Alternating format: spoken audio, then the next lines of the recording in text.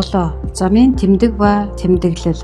Дүрм тусгайлан зааснаас бусад тохиолдолд замын тухайн хэсэгт байрлуулсан тэмдэглийн заалт дүрмийн бусад заалтай зөрчилдөж байвал тэмдэглийн заалтыг баримтлан зурган дээр тухайн игнэнээс хаашаа явахыг заасан тэмдэглэл байвал сум заасан чигт явна. За 1-р игнэнээс тэмдэглэл чигээрээ буюу зүүн эрхийг зөвшөөрч байна. 2-р игнэнээс тэмдэглэл нь зүүн буцаж эрхийг зөвшөөрнө. Хэрвээ эдгээр нь байхгүй бол баруун игнэнээс баруун эрг нь хамгийн зөв игнэнээс зүүн буцаж эргэнэ.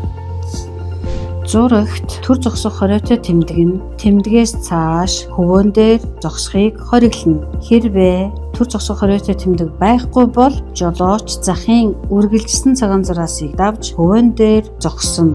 Замын тухайн хэсэгт байнгын тэмдгээс зөрүү утга бүхий төр тэмдэг байвал төр тэмдгийн заалтыг биелүүлнэ.